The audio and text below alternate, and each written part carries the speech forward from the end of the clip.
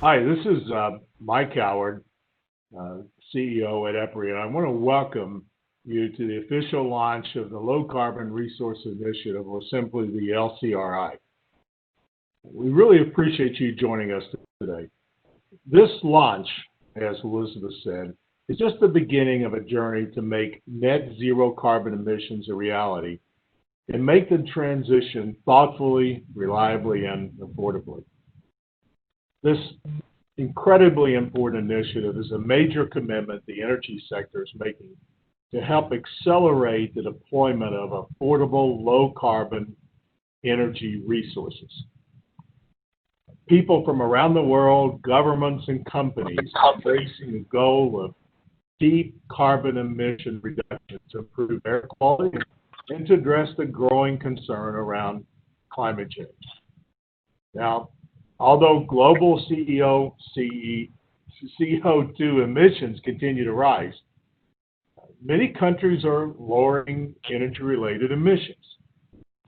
Viable pathways to sustainable lower emissions are emerging around the world, relying primarily on energy efficiency, cleaner electricity, and electrification. Now, while these strategies provide a pathway to future emission reductions, deep decarbonization requires fundamental research to develop and demonstrate the low carbon resources needed to take the final steps toward a low or no emissions economy. Making global progress requires countries and companies to lead the way by demonstrating practical and scalable ways to achieve deep decarbonization. EPRI's ongoing extensive collaborative research programs are developing technologies to increase sustainable electricity supply, build a more flexible and reliable grid, and deploy more efficient end uses of electricity. However, finding a path forward to 2050 will require significant additional innovations and a much greater energy-wide integrated approach, plus significant technical innovations that either don't exist today or isn't available at scale and cost to make them really a viable option globally. So today, our focus is on safe, affordable, reliable, and environmentally responsible electricity. But going forward, we have to not only include safe, affordable, reliable, environmentally responsible electricity, but we also need to be more sustainable, more resilient, and more customer focused. The Low Carbon Resources Initiative reflects the scale of collaboration that is needed to address those challenges I just mentioned. Now, over the next 5 years, the LCRI will identify, research, development, and demonstrate the technology advancements needed to transition to a deep decarbonized economy. This initiative is designed to inform and guide the energy sector through global collaboration across the electric and gas industries, the energy industries. Now, EPRI cannot do this alone. It takes many other research organizations. It takes both energy companies and equipment suppliers and government agencies, and also regulators, both at the state and the federal level. It also takes environmental stakeholders and many other organizations to achieve the goal that we've laid out. Now, along with our research partners, GTI, and our anchor sponsors have helped jumpstart this initiative, and we very much appreciate the GTI partnership and also our anchor members.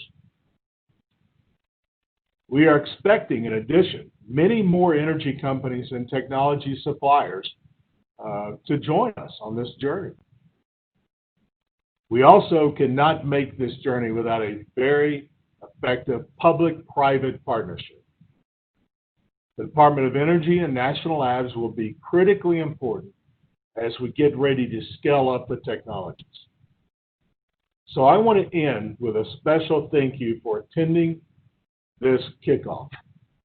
You are an extremely important part of the journey, and it is a real privilege to have you join us today.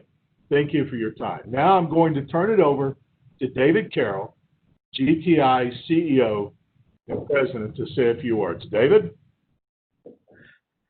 Thank you, Mike. Good to see you virtually, and let me add my welcome to all of you. A quick word about GTI. For nearly 80 years, GTI scientists and engineers have developed practical technology solutions to big energy challenges. From the original design of the eternal flame at JFK's gravesite, to a land speed record at the Bonneville Salt Flats with a natural gas vehicle, to developing the science and techniques required to unlock North America's vast shale resources. GTI has partnered with companies in the energy sector and government agencies to fuel the economy while protecting the environment. Which brings us to today's topic, low carbon resources, such as hydrogen and biofuels, and even renewable natural gas. But I'd like to focus for a moment on hydrogen. Think about this. It's the simplest and most abundant element in our universe. Yet on Earth, it's mostly non-existent in its free form. It has to be produced from other substances, traditionally from fossil fuels, but in the future, from plentiful and benign sources, such as water. The potential of hydrogen is tremendous if we get the economics, the operating processes, and the policy incentives right. According to the recently released Global Gas Report, which was compiled by the International Gas Union, Italian infrastructure company SNAM, and Bloomberg New Energy Finance, hydrogen's impact could be huge. It could range from 7% to as much as 24% of the world's final energy consumption in 2050. 24%. As a frame of reference, 24% is about as much energy as natural gas provides globally today. And it's more than nuclear, hydro, and other renewables combined. But we have a lot of work to do in the meantime, across the value chain, from supply and generation, through transportation and distribution, to the myriad end-use applications and customers. That's why we're so proud and excited to partner with EPRI and the leading companies that you'll hear from today to develop the pathways necessary to make the promise of low-carbon resources a reality. A big thank you to our anchor sponsors for stepping up to address this global decarbonization challenge. As you can see, we have a good mix of leading electric, gas, and combination utilities with geographically diverse operations and experience across the energy value chain. We also have two of the world's leading original equipment manufacturers that supply the energy industry, who will be key collaborators in the effort to develop and demonstrate these new low-carbon technologies. And we need this innovation from across the energy landscape to provide our customers with choices. Choices to help them reduce their carbon footprint in a manner that's still safe, still affordable, still reliable, and of course, resilient. And we don't have time to waste. So working together with these industry leaders, we will be able to apply the scale, secure the leverage, and share the knowledge that's critical to creating this low-carbon future. So enjoy the seminar, and we hope by the end that you will share the enthusiasm that Mike and I have for this very important initiative. Mike, back to you. Thanks, David. I appreciate that very much. I also want to say thanks to the EPRI team and the GTI team that have put a tremendous amount of time thinking about this initiative and working out all the details to create this very important initiative. I also want to mention that it's going to take all of the above technologies to work together to ensure that we're able to achieve this goal of deep decarbonization. This is not about picking one over the other. It's really about helping to accelerate the technologies, whether that's natural gas or renewables or nuclear, all of those various technologies, including in-use technologies and the delivery technologies, transmission, distribution, to help ensure that we can have multiple pathways, multiple options that's available around the globe to help ensure that society, energy companies, everyone has a range of robust, cost-effective, reliable, resilient, affordable, and safe technologies. Now, as David discussed, we're very proud to say that we have 19 anchor sponsors who were, in the very early days, put their support behind this $100 million initiative. They represent, as he said, a diverse group of organizations from pure electric to gas to dual fuel and even equipment providers. It's really important to make this a success. And each of them bring their own unique perspectives to this collaborative effort that's critically important. But as I said, this is just the start. You are essential to the success of this initiative. And we're going to learn today just some of the ways to engage more broadly with the LCRI. The purpose of today's session is to discuss with the many stakeholders and the LCRI sponsors what the LCRI is all about, what we're committed to, and the key drivers, particularly by our anchor sponsors. I'd now like to introduce a co-host of our panel today, and also the executive sponsors of the LCRI from EPRI and GTI. Neva Espinoza, Director of Research and Development from EPRI, and Mike Rakowski, who is the SVP of Research and Development from GTI, are going to host this next session. I really appreciate their leadership, as is all of the people at GTI and EPRI, and certainly our 19 anchor sponsors. So Neva and Mike, I'm going to turn it over to you for more detail on our LCRI and take us through the panel discussions. And thank you again for being here with us. Thank you, Mike. And I'm honored to serve as GTI's executive sponsor of the Low Carbon Resources Initiative. And I really look forward to working with this group of energy industry leaders over the next 5 years and beyond. As we lead into today's panel discussion, Neva and I wanted to provide a short summary of the LCRI and what it's all about. In short, the LCRI is a collaborative effort to advance the technologies needed for economy-wide deep decarbonization through research, development, and demonstration. We know that the challenge is great, and we will need to explore many options in order to reach all sectors of the economy.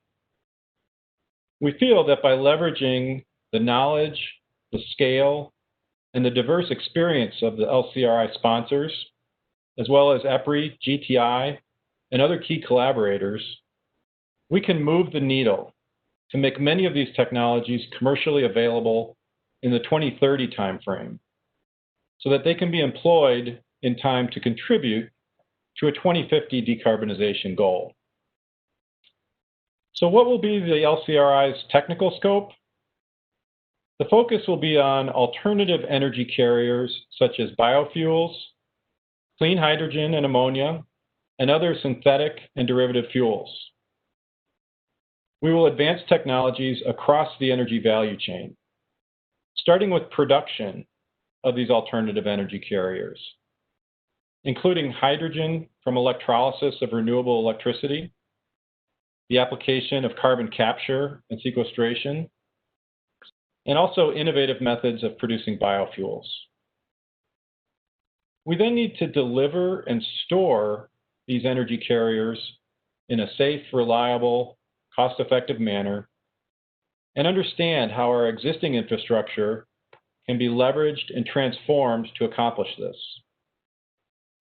Finally, we will need to be able to use these low-carbon resources in a wide array of energy customer end uses, many of which are difficult to decarbonize with the technologies we know of today. So now to introduce our panelists, I'll turn it over to Neva Espinoza, EPRI's executive sponsor of the LCRI. Neva, over to you. Great, thanks, Mike, and thank you everyone for being here. So as you've heard a little bit already, there is a ton of work that is already going on between EPRI, GTI, and the anchor sponsors, and there's so much more to do. But one of the largest efforts we're focusing on today is beginning to expand our stakeholder engagement across the energy sector, across the global R&D community, and across the economy. So we'll share additional information a bit later in the session on ways to be further engaged in the initiative. But in the meantime, let's get to the fun. So we have an amazing panel here with us today to dive into the conversation. I'm pleased and honored to be able to introduce them. So we have Paul Browning, President and CEO of Mitsubishi Power Americas, Stan Conley, Executive Vice President of Operations at Southern Company, Donna DeCurlis, President of National Fuel Gas Distribution Corporation, Doug Esseman, Executive Vice President, Energy Solutions, Duke Energy, Kim Green, President and CEO of Southern Company Gas, Colette Honorable, Partner at Reed Smith and prior FERC Commissioner, and Joe Kessler, the Chief Operating Officer of the New York Power Authority. So with those introductions, let's get right into it and get right into the Q&A function. Please feel free to add Q&A within the panel, as you guys see here. We're already getting a lot of questions posted in there, so we very much appreciate that. And don't forget, utilize social media, and if there's any particular insights you hear from our panel today or quotes that just really need to be heard, don't hesitate to post them on social media with the hashtag #LowCarbonLCRI. Okay, so with that, Colette, let's start with you. What do you see as key drivers and biggest challenges in addressing economy-wide decarbonization, and how do you think LCRI will help this? Thank you, Neva, and let me greet everyone. I'm delighted to join really dear friends on this panel, and I have to applaud both EPRI and GTI for this effort. We are all really excited about this opportunity to work so well together as we have in the past, but to do it in a more concerted effort. So I am one who is really excited about this opportunity and to really talk more about what the LCRI initiative is all about and the role that we all can play in helping to drive deeper decarbonization through low carbon strategies. I see a couple of key drivers and a couple of challenges. I'll get right to those, Neva. One is a convergence of effort, of energy, of thought. And it really is an incredible time right now in the midst of a year of a triple pandemic. Here we are still focused like never before on how we can move the needle when it comes to low carbon strategies. There is a convergence of improved economics to integrate renewables, to more widely deploy energy storage, for example. We are also seeing great strides in understanding and knowing what is technologically feasible and technically feasible. And I'm excited to hear from a good friend, Paul Browning, today about, to give some examples of that. We've heard a couple of speakers today already mention the promise of hydrogen and really the resource that it can be, a key resource in helping us drive deeper decarbonization. And we heard also a good friend of mine, David Carroll, talk about renewable natural gas and biomass. So these are really critical times for us to look at what we have, what is affordable, what is economic, and how we drive it. We've seen the needle move a little bit on improved coordination among policymakers and regulators. Now, I'm going to come back to this point when I talk about a couple of challenges. But I think overall, and I think that we could say this globally, we've seen a greater sense of urgency to focus on pathways to deeper decarbonization and how we'll get there. So I talked about convergence being one key driver. I think a second key driver is a diversity of pathways to achieve deeper decarbonization. And we've really embraced so well in the U.S. what works well in different regions and in different places based upon resources and sources. And this has allowed innovation and creativity to flourish. And from my time working with EPRI most recently, that is something that EPRI has done so well, is to really drive innovation. I want to touch quickly on two challenges which are key for us to focus on as well. And as much as we are excited about the greater number of tools we have in the toolkit, we keep getting in our own way. The NARUC president, Brendan Presley, spoke at a summer seminar and said, a phrase we know well being raised in the South, we can't allow perfect to be the enemy of the good. And what I love so much about working with EPRI about is we embrace it all. We are not in the business of picking winners and losers. And we are focused on the openness of what the future can look like, what is feasible, what is practical. And it's really a pure way to view this work. So I want to urge our friends, and I know there are hundreds who are listening in and chiming in the Q&A, we shouldn't be critical of strategies to get there. Let's be open to how we do that, and let's allow technology and affordability and creativity drive this work. And let's encourage the implementation of different tools and different pathways. We have to keep in mind that we're all on the same journey, and it doesn't matter if we take the highway to get there or the side streets. Let's encourage each other in that way. The second greatest challenge is something I heard someone speak about, and it may have been David Carroll. We have to do a better job of improving coordination. We have really prided ourselves in this nation of allowing what is happening at the states to happen there, to allow the work at the federal level to drive bulk distribution, bulk transmission and wholesale level work. But we have to connect those dots better. And having been a regulator at both places, I know it's not a perfect work, but it's a work that we have to focus on in order to align policy and rulemaking and practical everyday work in operating and monitoring rooms to be in sync with what can be and how we align the two to really incent greater deployment of these technologies and optionalities.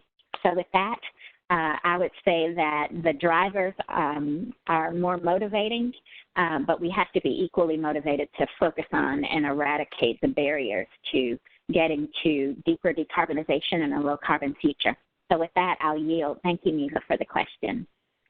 Oh, wonderful, Colette. I really appreciate that. So, you talked about improving coordination. I think I'm going to pull that thread a little later. I'd like to go to the thread of the diversity of pathways you talked about, specifically in the need for technology innovation. And Doug, I'm going to point this question towards you. So Duke is driving a lot of technology innovation across the industry with the goal to provide net zero carbon emissions by 2050.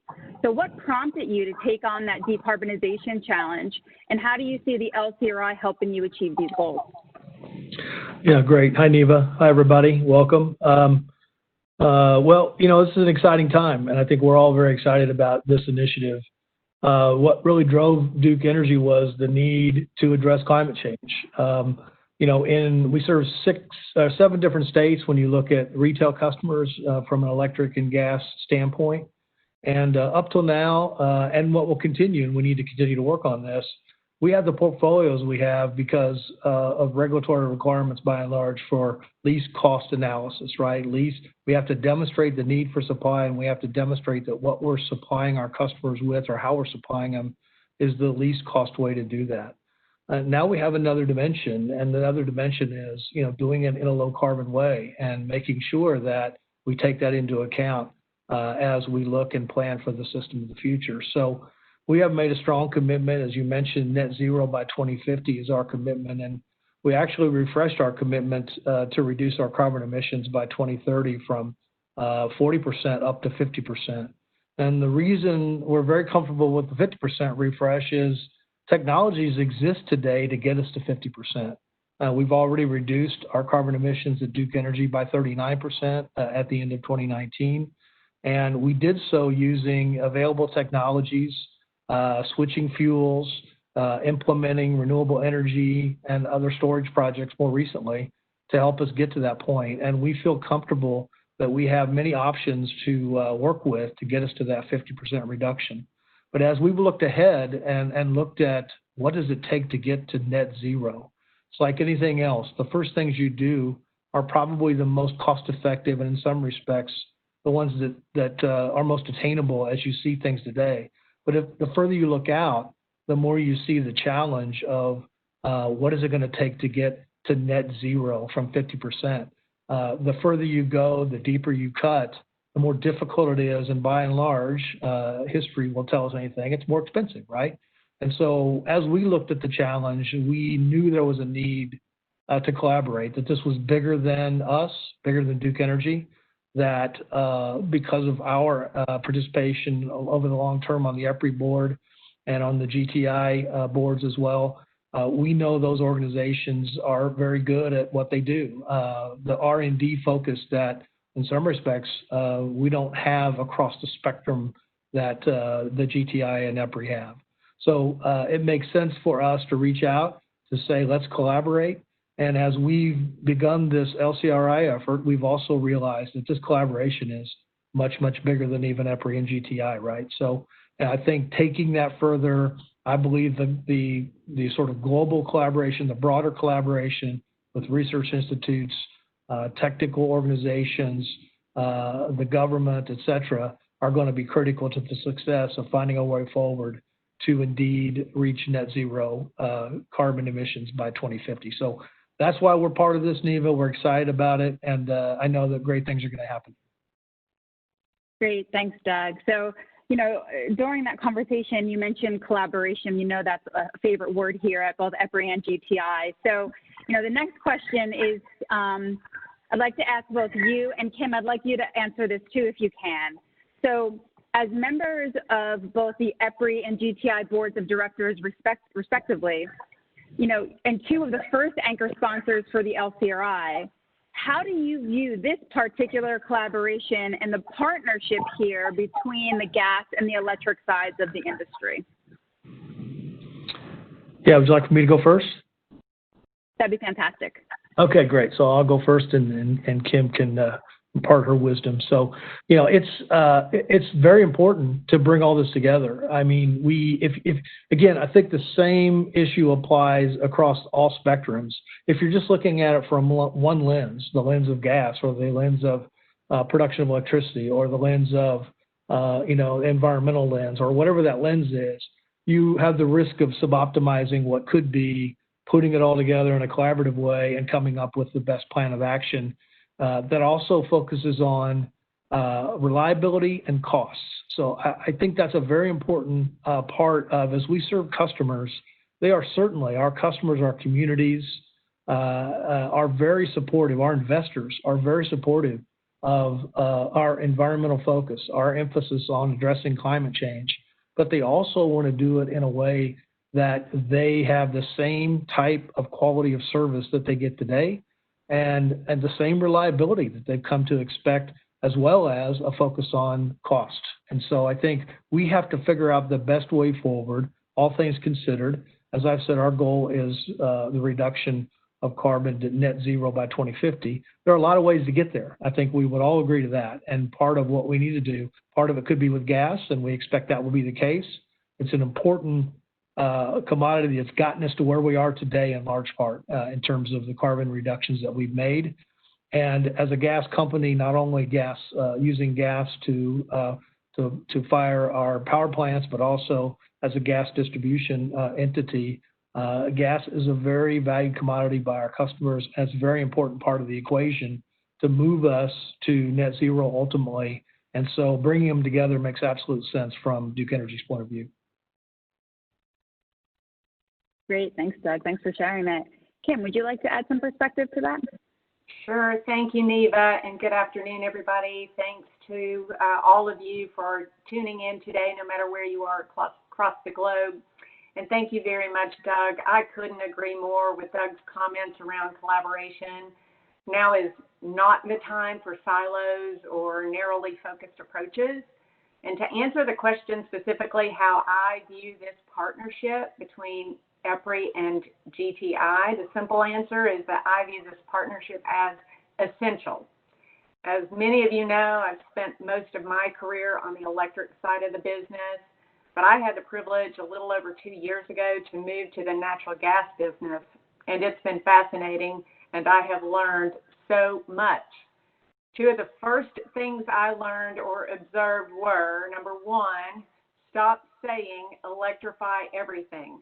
That's like hearing nails on a chalkboard to our natural gas brothers and sisters. And secondly, I immediately saw the opportunity for EPRI and GTI to be more closely joined at the hip. The fact is that natural gas is critical to both businesses, and both groups were doing research related to decarbonization. And it clearly seemed to me that joining forces would be a way to bolster our efforts and reach our goals sooner.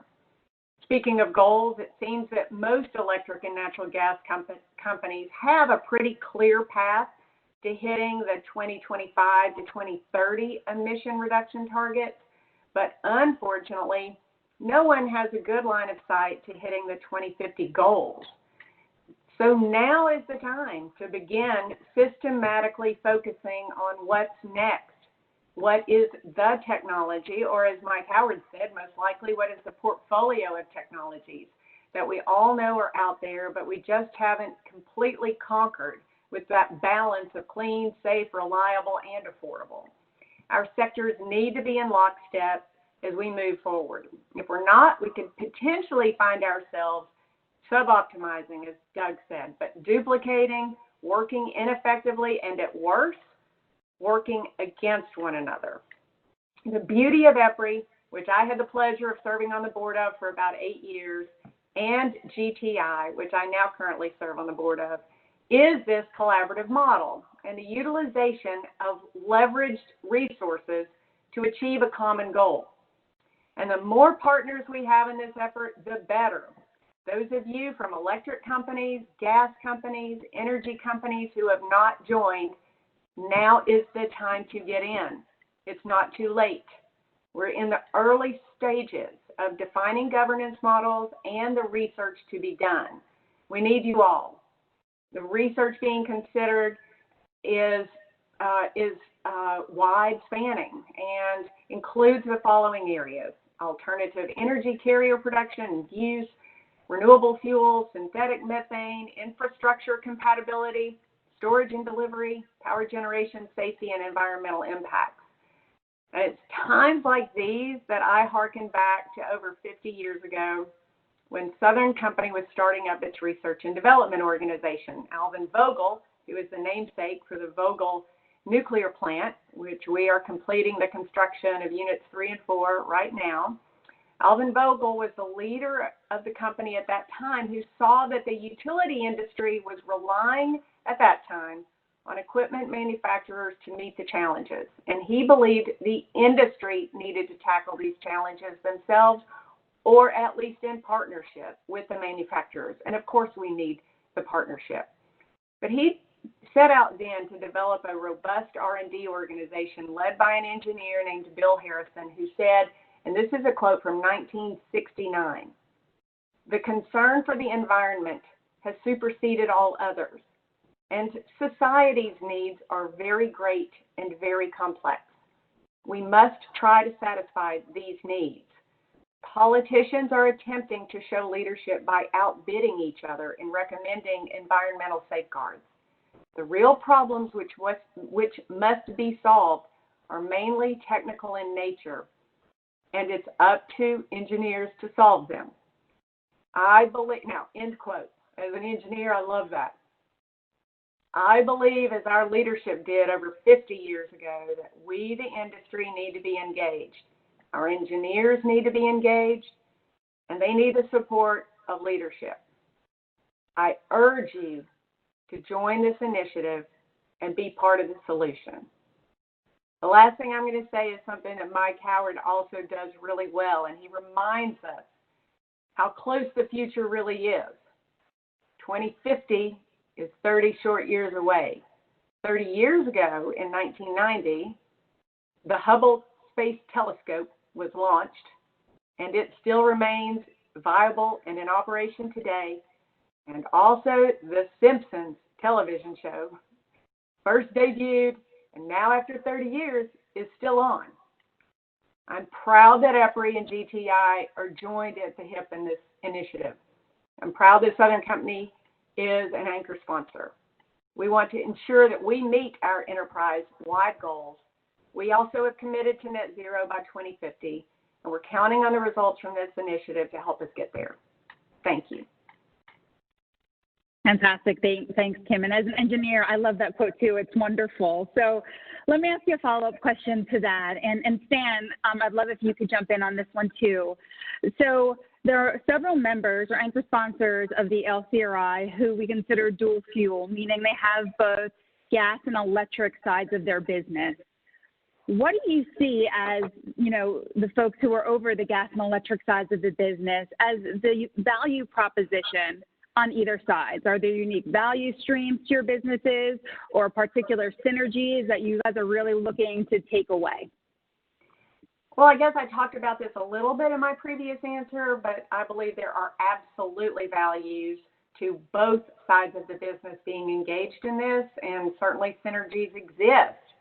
I'll let Stan talk a lot about the great things that we're doing at Southern Company on the electric side of the house.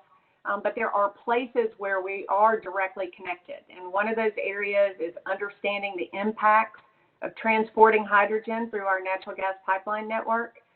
Stan is interested in burning hydrogen at power plants. And certainly if we're going to transport hydrogen to our customers, we certainly want to ensure that the pipeline infrastructure is appropriate.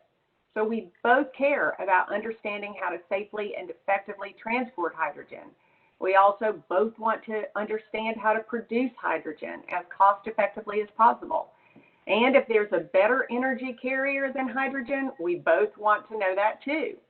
We're also both looking at the best ways to utilize renewable fuels, using them in our power systems and using them in our natural gas network. RNG provides a suite of benefits, including reductions and beneficial use of waste methane, resiliency and fuel diversity, and increased flexibility and utilization of the natural gas system. So I think the synergies, and I could go on, but I believe they are just as great, if not greater, than the unique interests.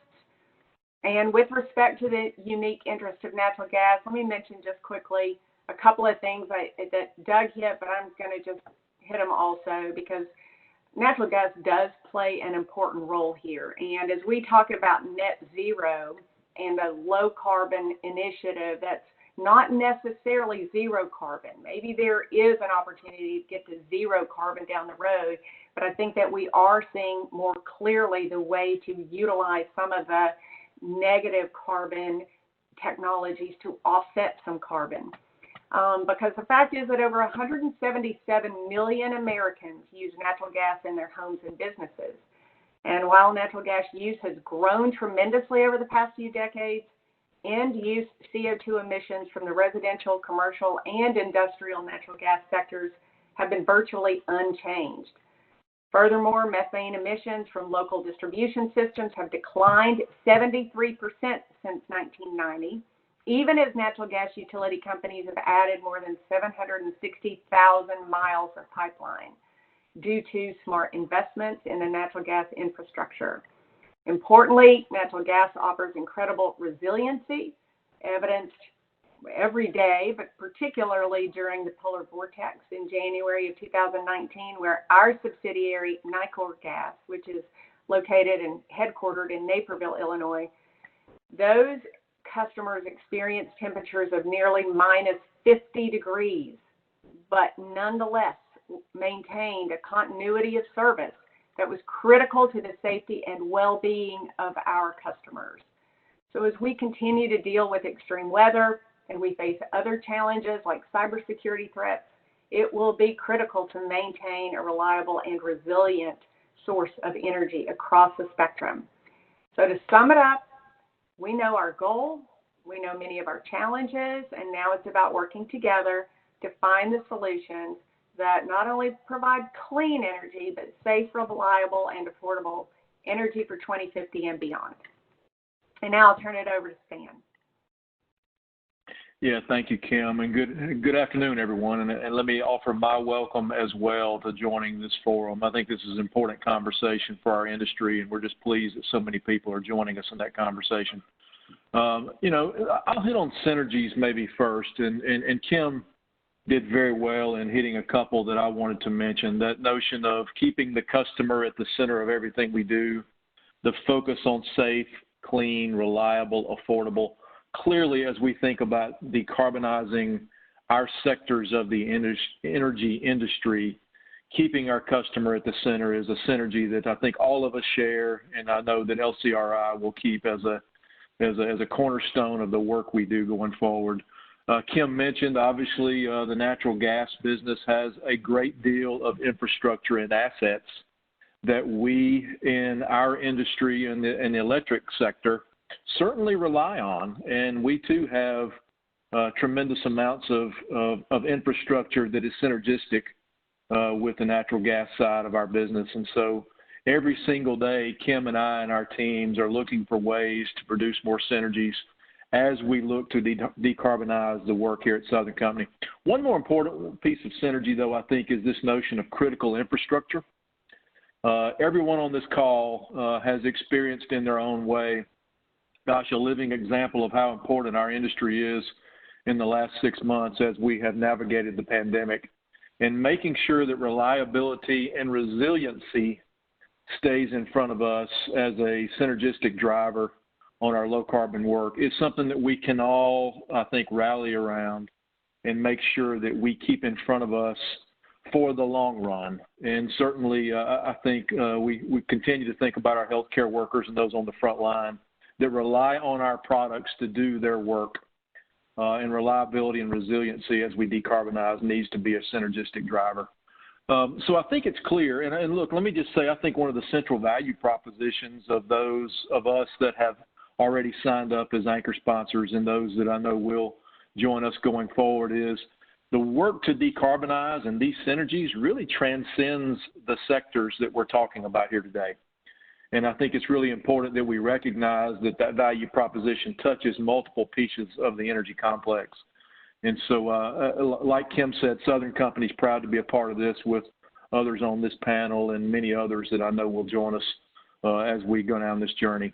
There are some unique value streams to the side of the business that I largely represent, and that is the electric production and delivery side. Certainly finding and advancing low-carbon power generation options for the future is something that we are very much passionate about.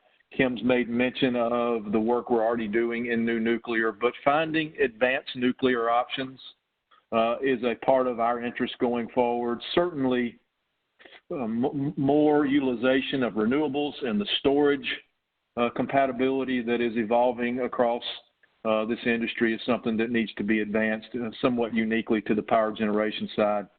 But look, let's talk about the utilization of the carbon atom itself in bulk.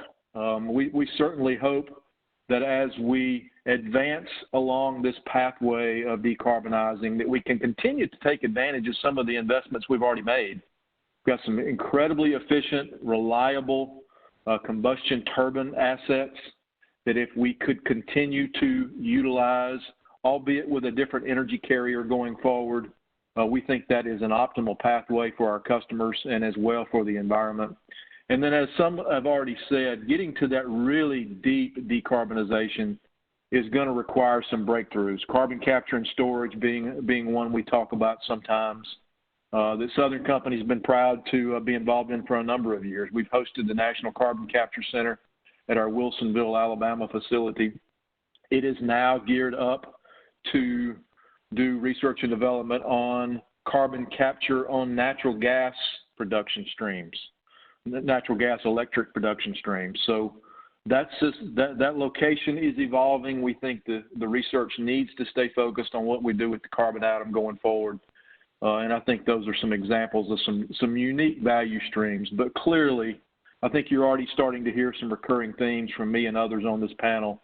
There's value to multiple sectors of the energy complex to be sure that we decarbonize and we get creative together, because there will be solutions that transcend not just the electric sector and not just the gas sector, but multiple sectors. Fantastic. Thanks, Dan. So you used the term transcend the different sectors a few times. I love that idea. That idea makes me think about innovation. So, you know, innovation has been at the forefront of Southern for so long, where you've had a long career in a wide variety of roles. So as you've seen lots of sides of the business, do you think the type of innovation that will come out of the LCRI can bring about other innovation in parts of the business? Oh, sure. And look, Kim did such a wonderful job with that quote. I think it did so nicely to celebrate the over 50 years now of work with the men and women in our R&D organizations. Other companies on this panel, other organizations on this panel could say similar things about their own teams. And look, let's salute them for the hard work they've put into thinking about our future. And we're asking them in some ways to reinvent our future as we continue to serve our customers reliably and affordably. And I absolutely believe there will be some other innovations that come out of LCRI. But let me just be real clear about our focus at Southern Company on R&D. You know, I'm not exactly sure how it was termed earlier.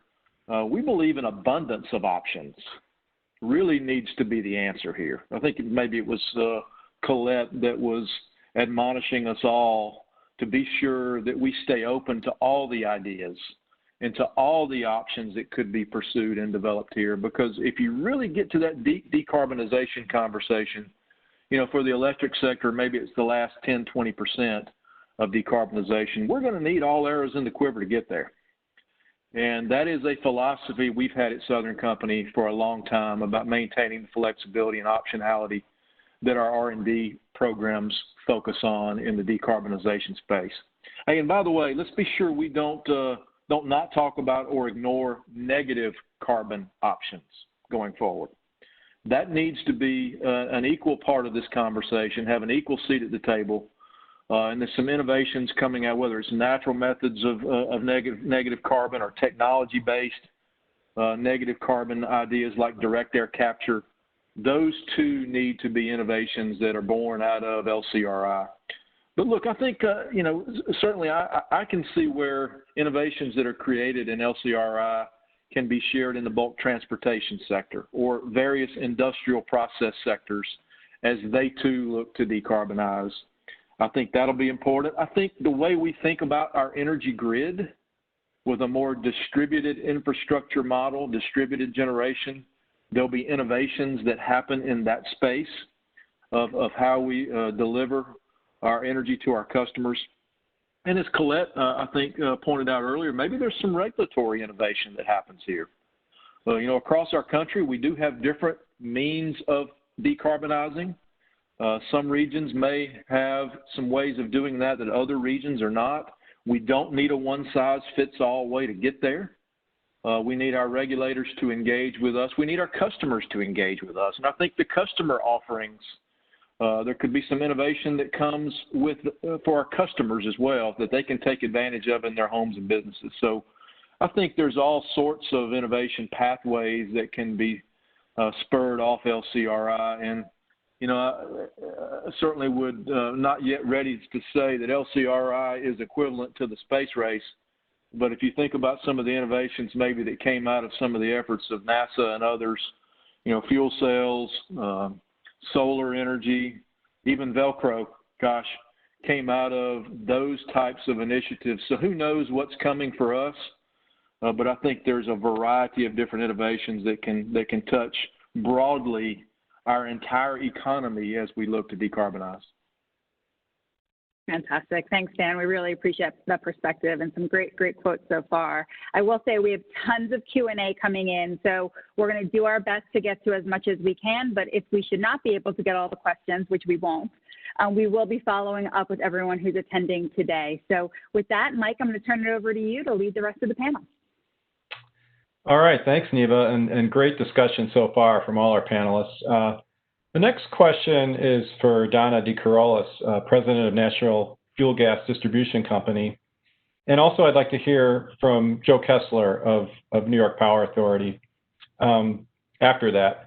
But Donna, first of all, as a diversified energy company that operates a collection of natural gas assets across New York and Pennsylvania, how do you see the LCRI enabling your vision to drive emissions reductions more quickly and cost effectively? And for example, what do you see as the role of hydrogen versus renewable natural gas in that vision?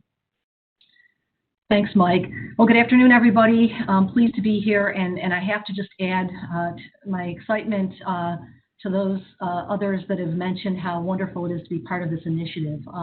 And I love the quote, Kim, about engineers. We have a lot of our engineers participating in this initiative, and we're very excited to see how it's going to help us in the future. And as Mike said, we're a little different. We are a diversified natural gas company engaged in all aspects of the natural gas business. I head up the utility part of our business, but we are operating in the Northeast in a very cold climate.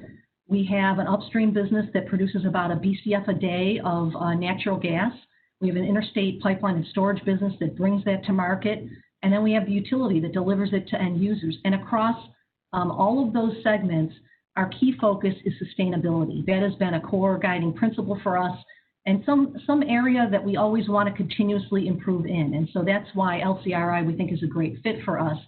But in addition, our other key commitment really is to what everyone said already: reliability, affordability, and resilience for customers. And so as we think about how LCRI is a good fit for us and for our customers, we think it's just a natural. And I think really, again, echoing the comments of others, the fact that GTI and EPRI are working together in concert, we think that's just how this evolution to lower carbon, further more significant reductions in greenhouse gas emissions has to occur with that synergy between the gas and the electric sector. And we also think for it to be a cost-effective transition, we really need to use all of the assets that exist. And in our case, of course, our utility has about a 14,500 mile underground infrastructure, which is by definition underground, inherently resilient, and something we want to make sure we are able to leverage in the future as we continue to try to reduce emissions. So, and then to kind of your follow-up question, Mike, I think we see renewable natural gas and hydrogen as just key pathways, and we think that the fact that EPRI and GRI are putting together this consortium, leveraging assets, leveraging best research and best knowledge is going to really help us find these cost-effective pathways to try to further reduce emissions. Great. Thanks, Donna. And now the question for both you and Joe as our two New York State-based anchor sponsors so far. New York State has made very specific clean energy goals, including reduction of greenhouse gas emissions of 85% by 2050. So what do you see as the key elements needed to reach this goal? And how do you envision the LCRI contributing to those strategies that you're developing to meet those clean energy goals? Are we ready? If you had a magic wand, what would you want to pull out the hat? And I'd like to hear from you, and then Joe, you can follow. Yeah, and I think the question, are we ready? I think somebody said it earlier. I think David Carroll did. These are really big energy challenges. And I think while we know where we want to get to, I don't think we completely know how we can get there. And it's going to really take all of the tools in the tool belt, as we said earlier. And I think that's why LCRI is coming at a perfect time for us. I am a member of the Climate Action Council, which is the body through which we are to find the pathways for a scoping plan to get us to those goals. And so anything I have to say is really not representing that council, but representing my role as the utility president. But really, like we all talked about, we need to have an integrated solution. We need to have all the options on the table. We think LCRI is going to help us find some of the best thinking on these pathways and keep it affordable for consumers and reliable for consumers. I mean, from our perspective, our focus is on the customer. We have in New York State about 550,000 customers, tens of thousands of commercial businesses, hundreds and hundreds of industrial customers that we want to keep in the state. We want to keep them able to operate cost effectively. And we think that the natural gas infrastructure is part of that solution. And we think new technology, some of which isn't even at scale yet, as we've talked about, is critical. So with that, I'll give the floor back. Thanks, John. I'd like to, Joe, hear your thoughts on that same question. Thanks, Mike, and thanks, Donna. Again, from the New York Power Authority, I just want to welcome all the participants and thank you for the opportunity to be a part of this teamed panel. It's been really actually incredible listening to the other panelists and the synergies that we're talking about. Just touching on the proverbial magic wand, I think this is a part of it. I think there's this collaboration, this notion that almost every panelist talked about, that the solution has to be considering all the arrows in the quiver, the idea that there's diversity of thought here in achieving these goals. New York State has, harkening back to that question, Mike, has some very aggressive goals that are aligned with LCRI. We are looking to be carbon-free generation of electricity by 2040, 70% renewables by 2030. In that subset of renewables, we have 9,000 megawatts of offshore wind we're trying to put in place by 2035, 6,000 megawatts of solar by 2025, around the corner. And of course, a key element to the flexibility and resilience we need for this is storage. So looking for 3,000 megawatts of storage by 2030. Another important part that a number of the panelists talked about is all of these initiatives and all these goals have other bottom lines in play. It's not just going to be purely about the economics, but it's also going to be about the resilience, and it's also going to be about disadvantaged communities and equity in that area. So, for example, in New York State, 35% of the funds of these initiatives will be going to disadvantaged communities. So LCRI is in line with NYPA's efforts to support innovative, large-scale, low-carbon technologies to achieve this economy-wide decarbonization. So how are we doing it? We're leveraging, first of all, one of the key aspects would be to leverage our current assets. We have certain renewable assets and hydro and infrastructure in place right now that we are investing in, like our Lewiston pump generating plant, transmission, and so forth, to make sure that the clean energy and resources that are available today can more effectively be distributed as well. We are working on energy storage in collaboration with EPRI and other research partners and universities, Bren Miller being one. We're doing battery storage, demonstrations of lithium ion. We're also working with Clarkson University on offshore wind and studying that and the real-time implications of injecting a significant amount of offshore wind into New York State, especially down in the New York City area where most people know there's significant congestion to get the upstate energy down to. And of course, we look at the supply chain from right to the end use. So we're also looking at electric vehicle charging infrastructure, trying to reduce any kind of range anxiety from folks that may have that. I have my EVOL shirt on for the New York Power Authority today for this meeting. We've also partnered with EPRI, and that's actually one of the other things that's really good is we've had a long-standing relationship with EPRI, and now through LCRI, we're going to be working with GTI on some of the studies that are going to be needed to support all of these initiatives. I think, and I've been reading some of the questions in the Q&A, and I know Neva's going to get to some of those, but this notion that we have to collaborate outside of our area, this diversity of thought, we're going to have to do that as well. So we are collaborating with other colleges and universities as well on our research initiatives to make sure that we're covering that as well, to make sure that everything is being considered.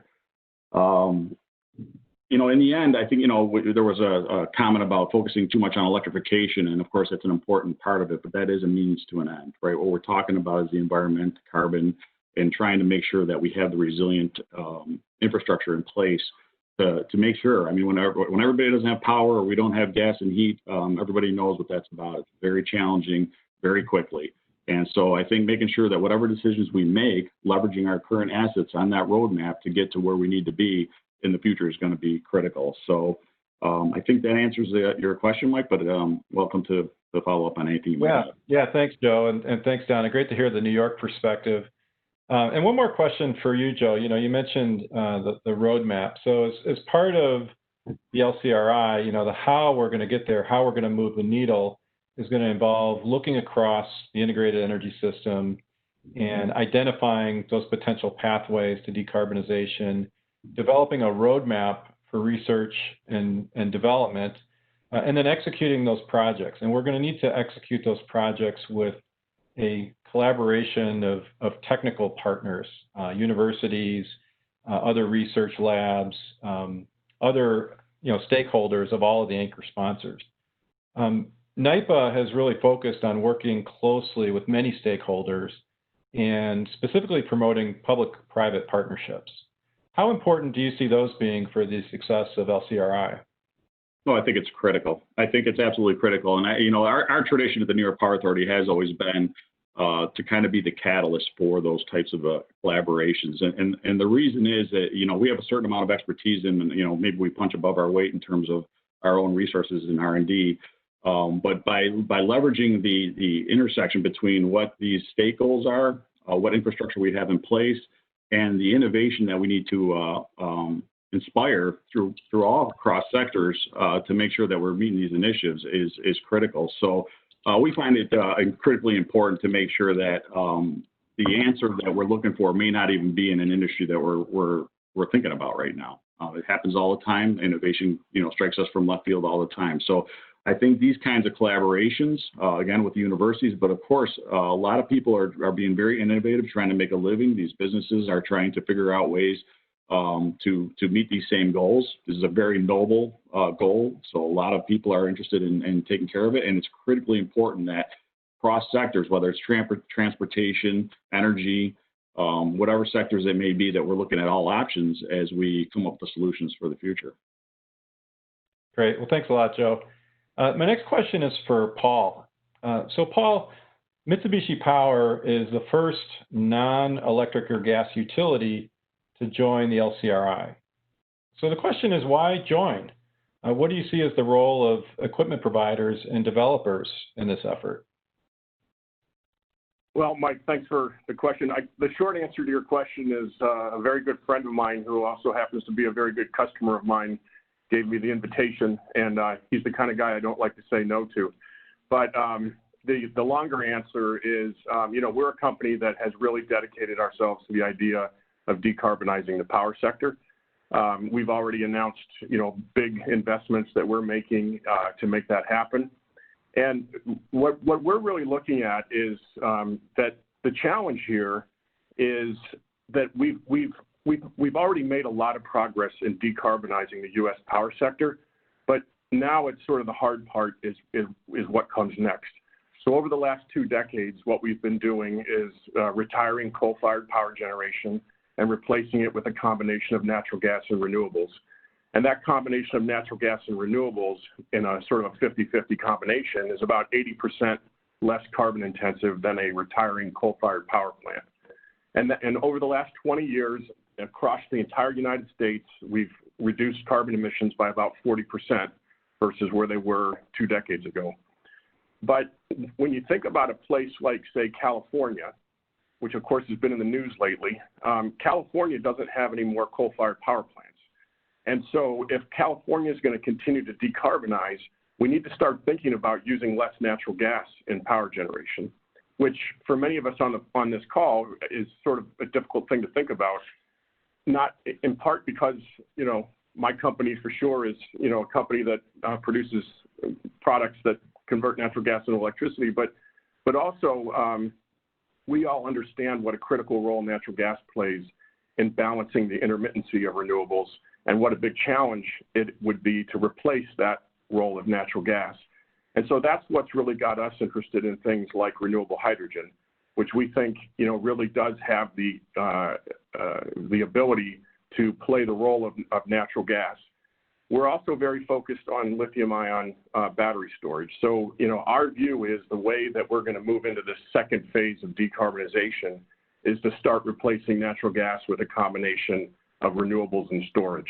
And the storage is going to be, some of it's going to be short duration storage where lithium-ion is a great fit. And our lithium-ion battery business right now is just really expanding rapidly. There's a lot of activity in that area. But lithium-ion is really not a great solution for long duration storage. And that's where we're really focused on hydrogen and the role that hydrogen is going to play in moving power, not from the afternoon to the evening, but from moving power from today to tomorrow, or from this week to next week, or this month to next month, or this season to next season.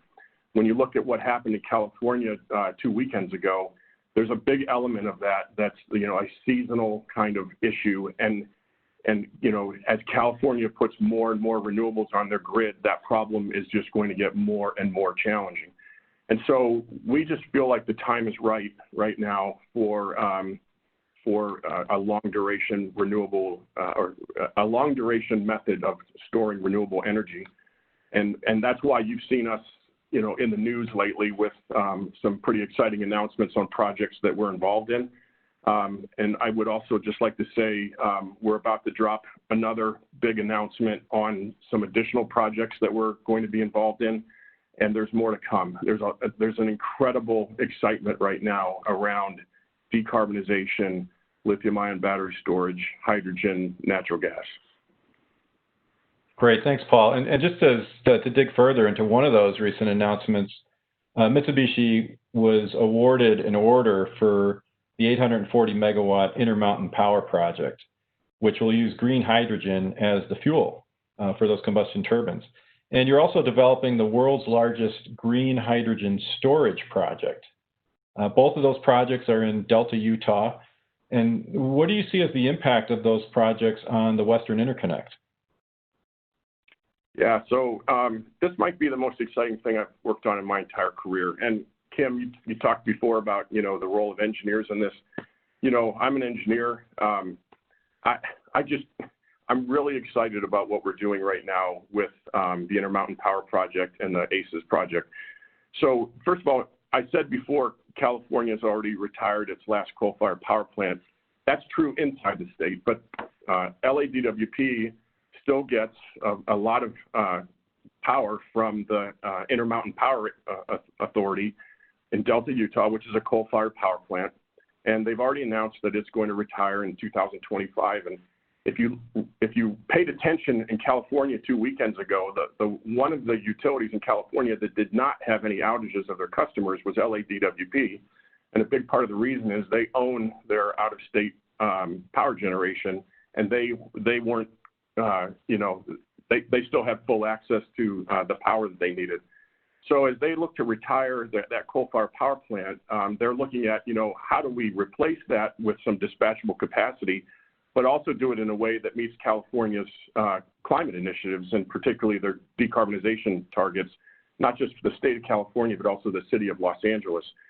So in a competitive bid process, we were successful in being selected as the OEM that's going to provide 2 of our JAC gas turbines to provide power for that project. And then, but what's really sort of cool is, you need hydrogen for that project. And so we've also, we're co-developing a project that happens to be the only Gulf quality size salt dome right underneath Delta, Utah. And we are going to develop a huge underground cavern that's going to be able to store renewable hydrogen that we're going to produce on site using electrolysis. And just to give you a sense of the scale here, a really large lithium-ion battery storage project is about 250 megawatts in 4 hours of storage. 250 times 4 is 1,000, so it's 1,000 megawatt hours of storage. The first phase of our ACES project is going to have 150,000 megawatt hours of storage capacity. It's the largest storage project anywhere in the world. It's in Utah, which is really right smack dab in the middle of the Western Interconnect, and it's the only salt dome of its quality. So we're focused on using this as sort of in a chicken and egg game where you know, everybody, the story on hydrogen for a long time has been, you know, you don't build the hydrogen fueled truck until you have a source of hydrogen, and you don't invest in hydrogen until you have a hydrogen fueled truck. This thing is the egg in the chicken and egg game. It's made possible by the Intermountain Power Project, but it's large enough to have to really think about providing hydrogen to the entire Western interconnect. And we're already talking to many of the utilities in the West about how are we going to supply them hydrogen from this facility, and also how are we going to allow them to produce hydrogen where they are and use this facility to store that hydrogen. And the way we're going to get there is by following rights of way of existing highways. And so when we have that kind of infrastructure in place for power, now the transportation sector has a ready source of really low-cost renewable hydrogen. The industrial sector has a ready source of renewable hydrogen. So we really have big ambitions for what this could mean for the Western United States. And for those of you in other parts of the U.S., we are thinking about very similar things across the country. And, well, as you might know, we're a multinational company. We have these kind of projects going on all over the world. We really see a huge interest in hydrogen right now. Well, thanks, Paul. That's really exciting. I just can't wait to see that come to fruition and see the success that you're able to make there. Neva, I'm going to turn it back over to you to kind of help us finish out the panel. Great. That sounds wonderful. Appreciate that, Mike and Paul. So, Colette, we're going to come back around to you. So you kind of kicked us off. Let's get some final thoughts from you. So after hearing from all of our panelists and seeing the many questions that are scrolling through, it's clear that we have a big challenge ahead and a huge opportunity to make a big impact. So from your perspective as a former regulator, what do you think we need to be thinking about from a stakeholder and consumer perspective when looking at the LCRI? Certainly. Thank you, Neva. I want to say bravo. I'm sitting on the edge of my seat. This has been a terrific dialogue. I wish we had more time, really. And true confessions, I have to tell Paul, I too recommended that someone reach out to you after our work together last year. I just thought it was super exciting, and we're just delighted that you're a part of it and that you're not like any of us. That's really a great thing. So from my perspective, and let me also say as a preface to my remarks in this question as we round out our panel remarks, I'm leading the EPRI Stakeholder Engagement Subcommittee. I'm really excited about that, and I guess my experience makes me a good fit. We're led by Doug Esseman, and he's a terrific leader of our EPRI side of this engagement. The key from my perspective and also from the stakeholder engagement perspective is that we bring everyone along. This session today really demonstrated the deep expertise and experience, the knowledge, the passion of so many men and women who have worked at all angles of this work. Yes, and as we saw from the Q&A, many who are not represented here. We fully acknowledge that. And we are committed to being very thoughtful. Mike Howard said this at the top. We should be thoughtful. We should focus on reliability. We should focus on affordability. So I want to close with that. And really, there are a couple of key components in this engagement. Education and collaboration is the word of the day, clearly. We cannot under or overestimate, I would say, how important these two elements are. From a stakeholder engagement perspective, we will be working. I want to call out just a couple of questions. One from Ramanan, who asked about academia and startups. Absolutely. And in our stakeholder subcommittee, we are very focused on academia. And there are many, I won't call one name because there are many with whom we are all engaged on a regular basis and who are involved with EPRI, with GTI, with the individual members and anchor sponsors. Yes. And thank you for mentioning startups. I'll make sure we include those. Bill Zobel, who's with the California Hydrogen Business Council, thank you. I'm going to look you up on LinkedIn and we'll connect with you. My point is we are being very thoughtful. Our subcommittee has met more than once. we're practically talking over each other. We're so excited, and so much robust conversation about who we're going to reach out to, how we're going to reach out to them. And Thomas asked about DOE. Absolutely, DOE is on our list to connect with them. So another critical element, and I can't say this enough, we have to keep affordability front of mind. We heard a couple of folks today talk about the customer. Stan talked about it being central to all we're doing. I heard Kim talk about it too. And I know so many of us are focused on that. But affordability is critical for us to leverage what is technologically and technically feasible, what is economically competitive and viable, but what can consumers bear and what can they pay? And that is an element that we can't take off of the table. So these are really key considerations. But most of all, I want to close by saying, Neva, how very excited I am. And I want to acknowledge EPRI President Arshad Mansour, who I've never been on a call with him this long and he hasn't said a word. So I know he's thinking a lot right now, but we love this work. We're super excited about the work, and it's a heavy lift.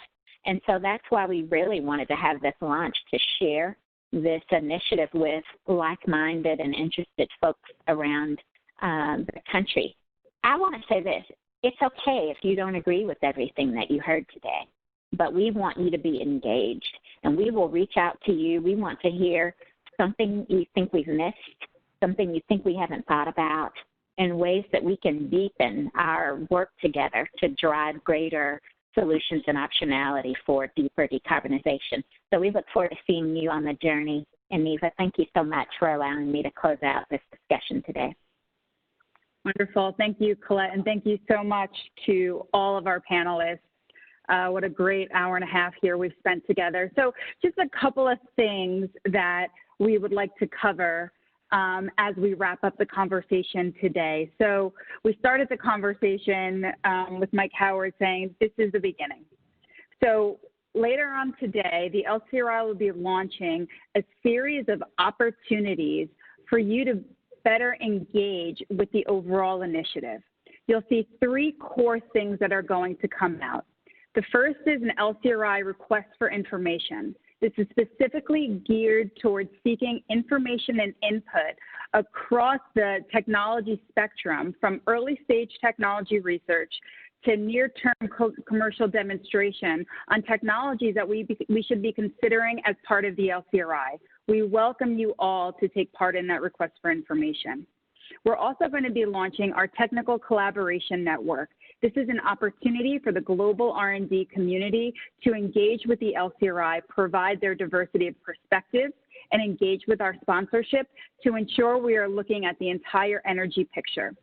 And the third piece is we're launching a series of workshops in the fall timeframe to identify and discuss various technical topics that were talked about here.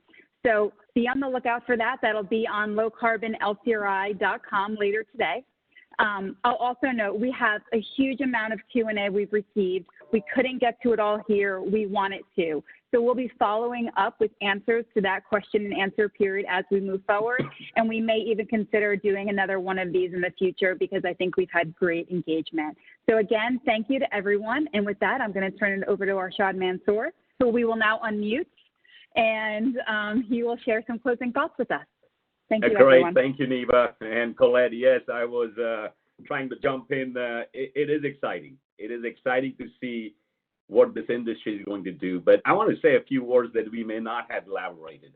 First, electrifying transportation, the transportation industry, the electric industry, and the gas industry in terms of renewable gas. It's happening. It needs to happen, and it will happen in the next 5-10 years. But what we are doing right now, I borrow a word from Stan, it's a moonshot. Imagine the economies that we can create. Imagine the jobs that we can create.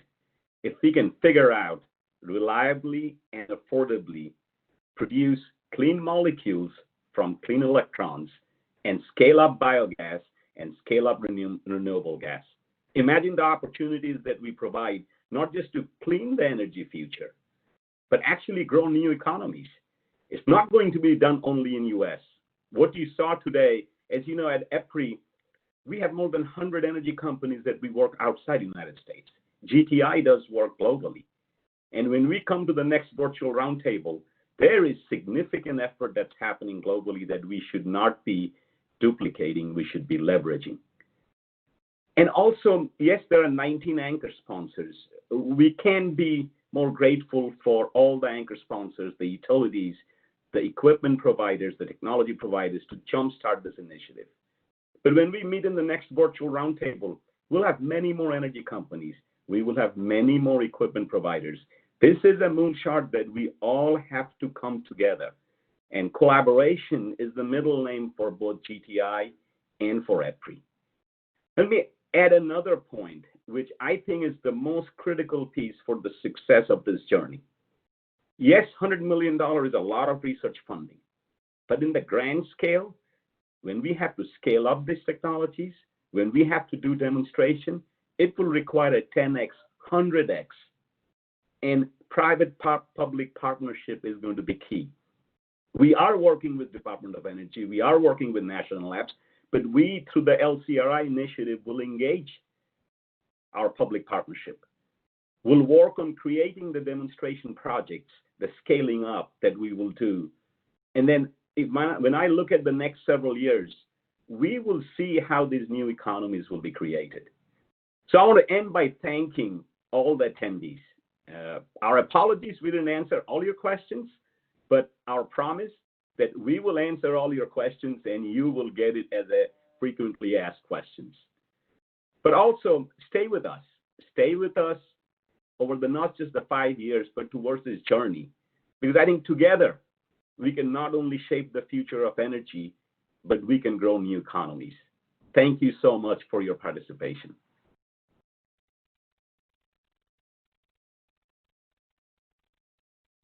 Neva, with that, I give it back to you to close up.